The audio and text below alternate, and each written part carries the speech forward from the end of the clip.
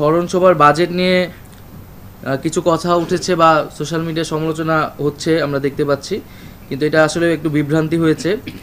এখানে 5 কোটি টাকা বলা হয়েছে যে এটার জন্য অনুমোদন দেওয়া হয়েছে, নট যে 5 কোটি টাকাই খরচ হবে এই প্রোগ্রামে। 5 কোটি টাকার মধ্যে খরচ করতে বলা হয়েছে। শহীদদের যে স্মরণসভা হওয়ার কথা, সেই স্মরণসভাটি হচ্ছে আমরা বলেছিলাম যে আমাদের যে স্বাস্থ্য মন্ত্রণালয় কর্তৃক যেই লিস্ট তালিকা করা হচ্ছে, তো সেই তালিকার উপর ভিত্তি করেই কিন্তু এই স্মরণসভাটি করা হবে। সেটা একটা সম্ভাব্য তারিখ হচ্ছে 14ই সেপ্টেম্বর ঠিক করা হয়েছিল, বা তার আশেপাশে কোনো একটা তারিখ। তো ওই তালিকাটা যেহেতু অনগোয়িং, সেই জন্য 14 তারিখেই স্মরণসভাটি করা হচ্ছে না। মূলত তালিকাটি আরও চূড়ান্ত হলে এই তালিকার উপর ভিত্তি করে আমরা শহীদদের স্মরণসভাটি আয়োজন করব। এবং এখন পর্যন্ত আমাদের কাছে 728 জনের শহীদের একটা তালিকা এসেছে স্বাস্থ্য মন্ত্রণালয় কর্তৃক আজকে পর্যন্ত, এবং তাদেরকে ভেরিফাই করা হচ্ছে, মানে তাদের অ্যাড্রেস খুঁজে তাদের পরিবারের সাথে যোগাযোগ করা হচ্ছে।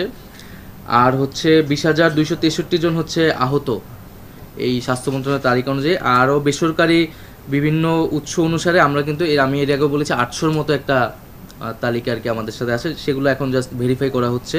এবং জেলা প্রশাসকদের বলা হয়েছে, নির্দেশ দেওয়া হয়েছে যাতে প্রত্যেক জেলা ওয়াইজে একটা তালিকা করে তারা পাঠায়, এবং আগামী রবিবারের মধ্যেই আমরা হয়তো একটা চূড়ান্ত তালিকা হয়তো পাবো।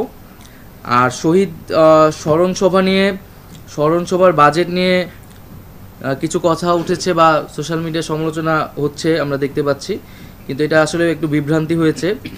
এখানে 5 কোটি টাকা বলা হয়েছে যে এটার জন্য অনুমোদন দেওয়া হয়েছে, নট যে 5 কোটি টাকাই খরচ হবে এই প্রোগ্রামে। 5 কোটি টাকার মধ্যে খরচ করতে বলা হয়েছে, এবং এখানে এই অনুষ্ঠানে খরচটা আরও অনেক কমের মধ্যেই হবে। এবং এখানে সিংহভাগ খরচটা মূলত যে 64 জেলা থেকে পরিবারের সদস্যদের নিয়ে আসা ঢাকায়, এবং যারা দূরে তাদেরকে আগের রাতে নিয়ে আসে একটা থাকার ব্যবস্থা, মূলত এই কাজে সিংহভাগ খরচটা কিন্তু এই কাজে যাবে। এখানে কোনো ধরনের সাজসজ্জা বা অতিরিক্ত কোনো খরচের আসলে ব্যবস্থা নেই। আর এটা একটা রাষ্ট্রীয় প্রোগ্রাম, আমরা চেয়েছিলাম যে সকল শহীদ পরিবারদের একত্রিত করা এবং তাদের থেকে আরও ইনফরমেশন আসলে আমাদের নেওয়ার আছে, এবং একটা রাষ্ট্রীয় সম্মাননা দেওয়া। তো সেটি খুব দ্রুত সময়ের মধ্যেই আসলে হবে এই তালিকাটি নিশ্চিত হওয়ার মাধ্যমে।